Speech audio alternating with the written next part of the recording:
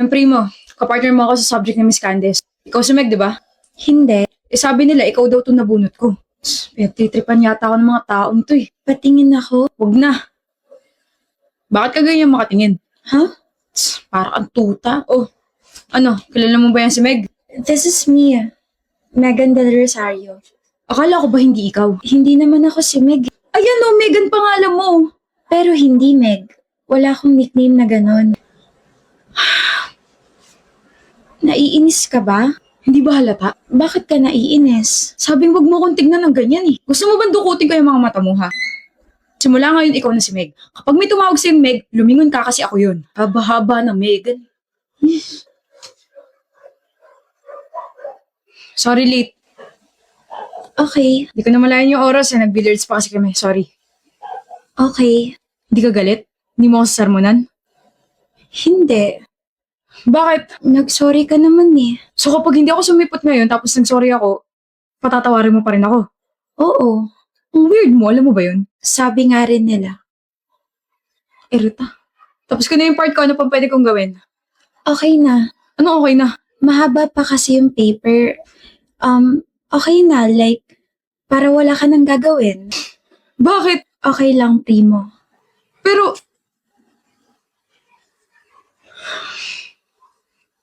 Hindi mo naman kailangan pumunta rito. tutulong ako. Mamaya hindi mo pa ako isama kapag pinasa mo yan eh. Isasama kita. I promise.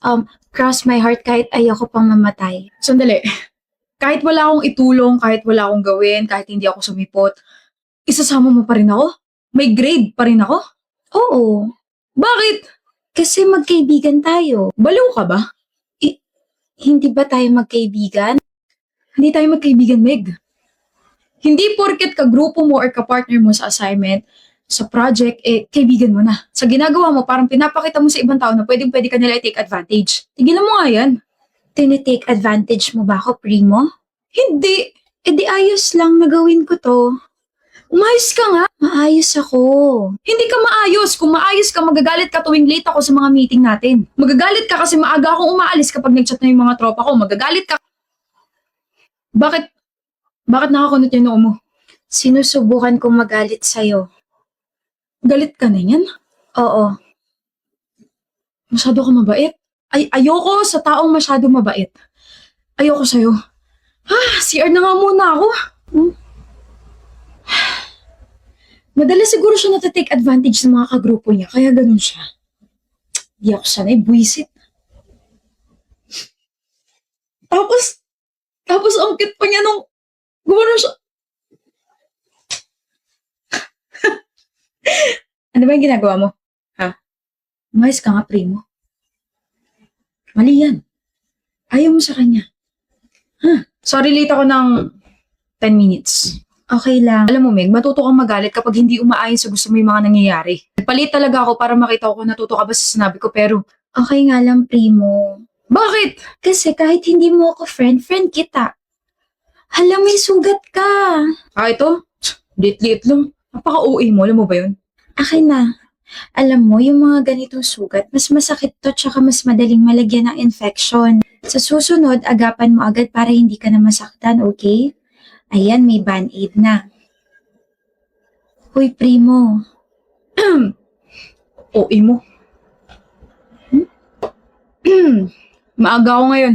Thank you, primo. Hindi mo rin naman ako pinapagalitan eh. Hindi ako na lang magbabago. Pre, bilyar tayo ah. Pas, may project akong ginagawa. Di ka naman ganyan ah. Nagbago ka na. May chicks ka na, no? Hindi siya chicks, may pangalan siya, okay? Hindi meron nga. Chismoso mo. Ba na yan, pre? Nakakatakot na nakakapanibago. Pinagugustuhan ka na. Hindi ko siya gusto, no? Kung hindi mo siya gusto, di crush. Crush? Napaka-imposible. Ayoko sa kanya. Masyado siya mabait. Nakakairita siyang kausap. Alam mo yung mabait na sinasabi mo? Binabago na yung takbo ng buhay mo.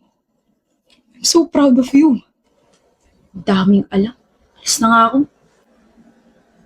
Hoy, Meg. Bakit, primo? Ikaw pala. Bakit parang disappointed ka? Huwag mo na akong tatawaging Meg ha, kahit best friend kita. Wag. Arte mo naman, ang haba kasi na Megan. Si Primo lang ang pwedeng tumawag sa akin yan. Sino si Primo? Yung crush ko. Crush. Sorry. Alam ko. Alam mo alin? Ha? Alam kong gwapo ko, so please huwag mo na akong titigan.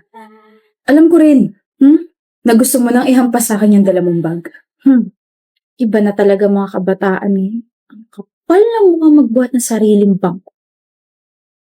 Kala ko naman kapag nag-college na ako, pwede na ako magsuot ng kahit na ano. Ka-uniform pa rin pala. Init no? Pero at least we don't have to think kung ano yung pwede natin suotin araw-araw, di ba? Ah, Draven nga pala. Marketing irregular student. Okay, ano pangalan mo?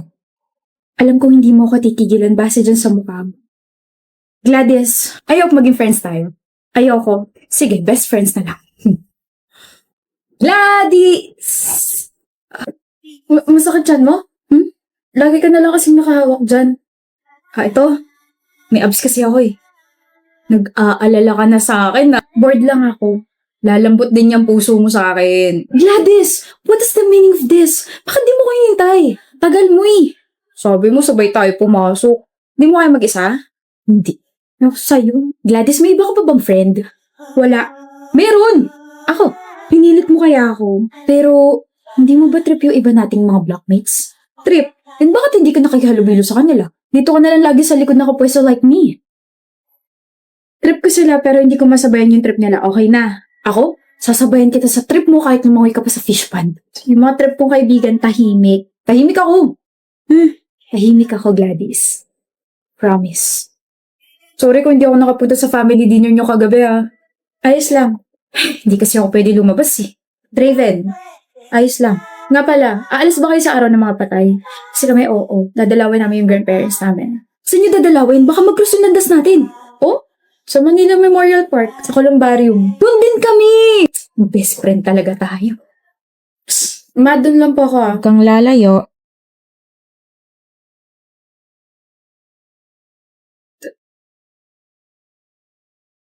Draven Galvez. You know my brother? Oh? Brother? I'm sorry, I'm just surprised. First time kasi na may ibang tao lumapit sa vault niya. Draven Galvez? Draven Galvez, kilala mo ba siya?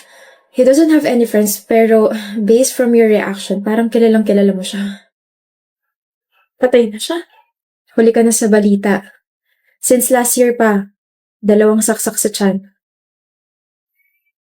He was murdered inside the campus. Gladys! Bakit nandito ka sa campus? Araw ng mga patay na. Bakit naka-uniform ka? Bakit? Totoo ba? Totoo bang patay ka na? Sorry, hindi ko sinabi. Naghihintay ako eh. Naghihintay? Naghihintay ako na may makita sa akin dito sa campus at madalaw ako ng taong yun sa vault ko. Yun yung huli kong kailangan gawin bago ako payagang makaalis dito sa school. Trip. I sometimes wonder bakit laging malungkot yung mga mata mo. Na kahit nangiti ka, natawa ka, hindi yun nawawala. Na parang nanghihingi ng tulong. Kaya pala palagi kang nakahawak sa tiyan mo. Kaya pala hindi ka man lang tinitignan ng ibang blockmates ko. Kaya pala parang may pumipigil sa aking hawakan ka. Kaya pala kapag nag-uusap tayo, people were giving me weird stares. Yun pala, patay ka na. Matagal na. Takot ka na ba sa akin? Hindi ako nagsisisi sa Draven. Masaya ako na nakalala kita. Hindi ba pwede dito ka na lang?